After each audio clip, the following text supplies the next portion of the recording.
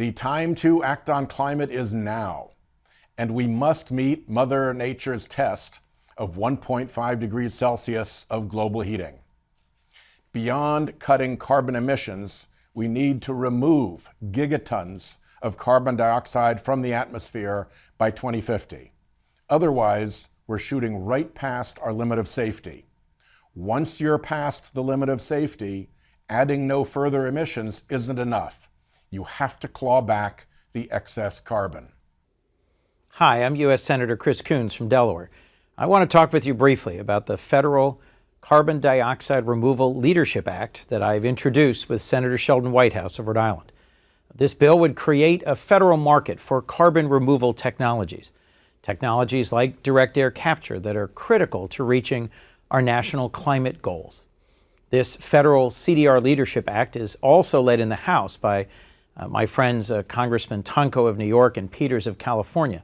And the principal focus of this bill is that it would authorize the U.S. Department of Energy to enter into long-term agreements with carbon dioxide removal companies to buy captured CO2, a long-term goal of as much as 10 million tons per year by 2035.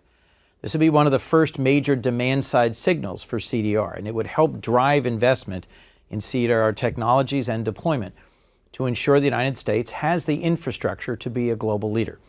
So we need to bring carbon removal technologies online, and we need to bring them online as quickly as possible.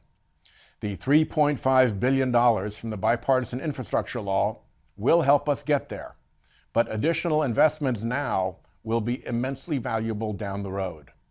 Carbon capture technologies, including direct air capture, have an important role to play in mitigating the damage we are doing to our planet.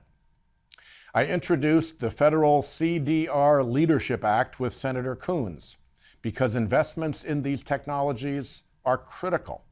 Our bill would boost investment, create jobs, and help make the U.S. a global leader in the technology of carbon removal.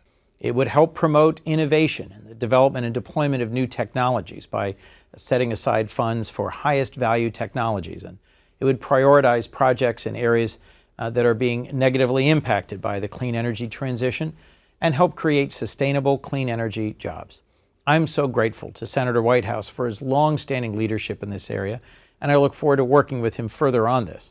One of the other core goals of this bill is it would scale CDR and reduce the price, currently about $500 a ton to under $100 per ton, which is President Biden's 2030 goal.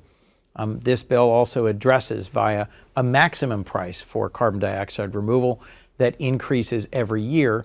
That sends a market signal that will drive industry to consistently lower its costs. One of the things I most like about it is the bill prioritizes creating jobs, supporting our national competitiveness in climate, and spurring innovation in carbon dioxide removal. It's dedicated to supporting technologies for achieving our climate goals, and the Federal CDR Leadership Act is critical among the many tools we need to be able to achieve our climate goals for our country. Thanks for your attention and your interest. I just wanted to update you on one of many ways that Senator Sheldon Whitehouse continues to work to be a leader in combating climate change, and I'm grateful for the chance to work alongside him.